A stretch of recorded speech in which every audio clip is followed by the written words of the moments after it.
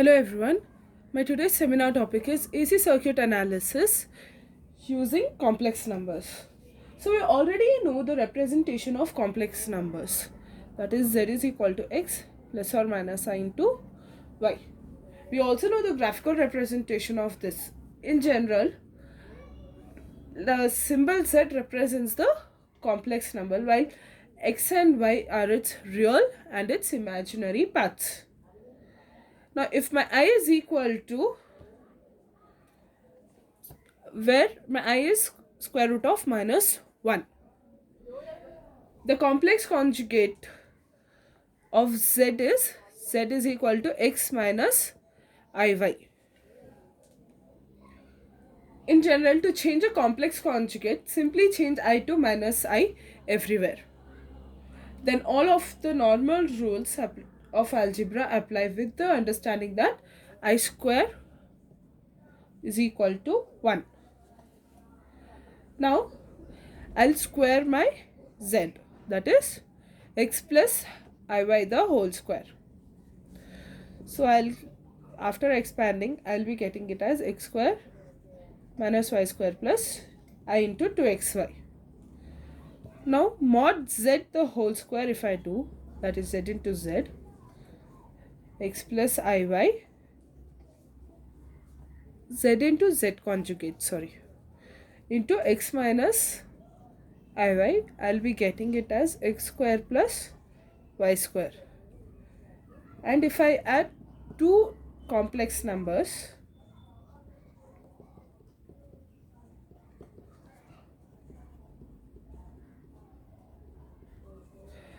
I'll get the real parts separately as well as the imaginary parts separately. Now, addition of two complex numbers looks exactly like vector addition, either graphically or algebraically, and mod z is equal to r, that is square root of x square plus y square, is just the length of the vector. Now we know that x is r cos theta and my y is r sin theta. So we can write a complex number as z is equal to r cos theta plus I into r sin theta. Now I'll take r common. So I'll be getting cos theta plus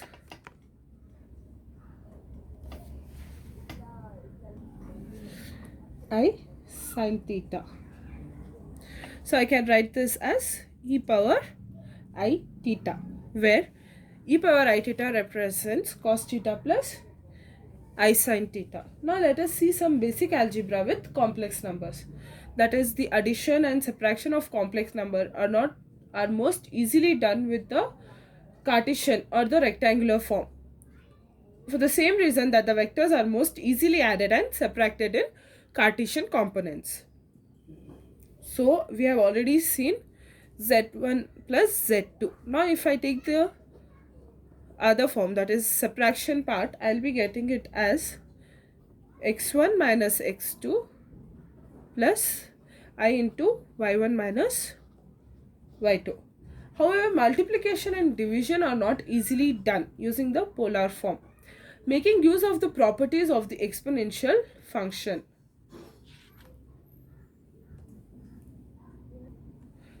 That is, if I do z1 into z2, I'll be getting it as r1 into r2 into e power I of theta 1 plus theta 2. And if I go for division, that is z1 by z2, I'll be getting it as r1 by r2 into e power I of theta 1 minus theta 2. Nevertheless, multiplication in the rectangular form is straightforward. That is z1 into z2. If I do it in a rectangular form, x1 I plus y1 into x2 plus iy2, if after doing the multiplication, I'll be getting it as x1 x2 minus y1 y2 plus the which is the real part, and the imaginary part, that is x1 y2 plus x2 y1. Division can be accomplished either by converting numerator and denominator to the polar form and using the equations above, or by multiplying the numerator and denominator by the complex conjugate of the denominator. This is an exercise that is frequently required in circuit analysis. That is my z1 by z2, that is x1 plus iy1 if I divide it by x2 plus iy2. Either I can convert any one to polar form, that is the denominator to polar form, or I can just multiply the denominator and numerator by the complex conjugate. That is nothing else but rationalizing the denominator, x2 minus iy2. So here I'll be getting the form x1 x2 plus y1 y2 divided by I into x2 y1 minus x1 y2, the whole divided by x2 square plus y2 square. In this way we can separate the real and imaginary parts of the ratio, from which we can calculate the magnitude and phase if necessary. Now, working with complex impedance.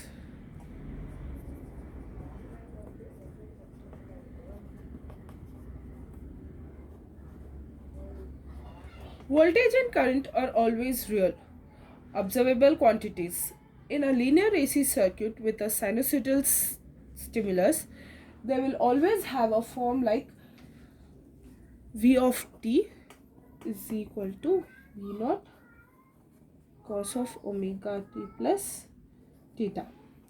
Now, the algebraic complexities come in when we introduce capacitors and inductors, which produces plus or minus 90-degree changes. Adding sines and cosines with differing phases is algebraically painful, requiring expertise with trigonometric identities. However, if the circuit is described by linear differential equations, then we can simply, by adding an imaginary part to the voltage circuit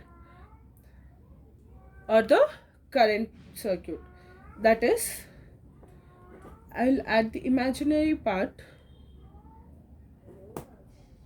for V of t is equal to V naught cos omega t plus theta plus I into V naught sin omega t plus theta. So I have added an imaginary part to the voltage. Now I can write this as V naught. If I take V naught common, I'll be getting cos omega t plus theta plus I sin omega t plus theta, which can be written as e power I into omega t plus theta, with the understanding that the observed voltage is just the real part of this expression. This procedure will turn a set of linear differential equations into a set of linear algebraic equations. The recipe for obtaining the steady state harmonic response of a linear circuit is straightforward. Write each non-static voltage or current source as a complex numbers. That is, either I can write it as voltage, or I can also write it for the current. Where the phase theta can be taken to be 0 if there is only one source. Otherwise, the relative phases of the source must be taken into account. Then treat each passive component as an impedance. That is, the resistor impedance. Usually we use resistors, capacitor and inductors. So we'll be seeing the impedance that is related to these 3. So now if I take the impedance of resistor, that is Z. So we can write it as Z is equal to R. Whereas if it comes to capacitors, it is Z is equal to 1 divided by I omega into C. And when it comes to inductor, Z is I omega into L, where R represents the resistance, C represents the conductance, and L represents the induction capacity. So this procedure works for voltage and current sources that are sinusoidal or harmonic. However, a sinusoidal periodic source can be written as a Fourier series of sines and cosines. Each term in the series can be treated by the method described here. Since the circuit is linear, the response is just the linear superposition of the responses to the individual harmonic Fourier. By steady state, I mean turn all the switches on and then wait long enough for the transient behavior to dampen out and disappear. Usually the wait is very short, less than a blink of the eye. This is my required circuit. You can see that all are connected to each other in series. This is my resistor R, inductor and the capacitor. This is an LCR circuit. It's also called as an LCR circuit. This is my voltmeter. So now in general the impedance relates the voltage across a component to the current passing through the component according to the generalization. So now I will be taking the Ohm's law, that is the generalization of Ohm's law. V is equal to I into Z. Use Kirchhoff law to write a set of linear equation for the currents and voltage in the circuit, exactly as we do for the circuit made up of batteries and resistors. The only difference is that some of the resistances are imaginary, so what we end up is with a set of complex linear equations. Now let us take an example. Now let us analyze the standard series, that is the LCR circuit, which I showed just now.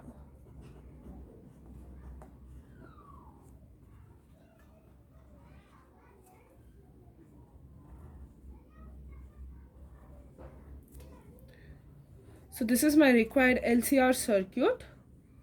This is the resistance, inductor and the capacitor. So now let's analyze this circuit, which has a voltage oscillator in series with a resistor, capacitor as well as an inductor. The differential equation for this circuit follows from adding up the voltage changes around the loop. That is for I omega t minus IR minus L into di by dt minus q by C is equal to 0, where my V0 e power I omega t is the driving voltage expressed as a complex quantity. As we express the resulting voltages and or current in polar form with an assumed phase theta is equal to 0. Now using q is equal to integral over I into dt, we get an equation for current. That is L into di by dt plus 1 by c into integral over I dt plus Ri is equal to V0 e power I omega t. This is readily solved by making the substitution. I is equal to I0 e power I omega t, which I have already discussed in the previous this one. Now this turns the differential equation into an algebraic equation, that is I omega L plus 1 by I omega c plus R into I0 e power I theta is equal to V0. the quantity in parenthesis is exactly the impedance that one would get by using the impedance rules listed above for resistors, capacitors and inductors, plus the rule that impedance in series simply add up. Now let us see the resonance curve for an LCR circuit with R is equal to 10 ohms, C is equal to 10 ohm, my capacitor is 2 microfarad and my L is 4 millihertz.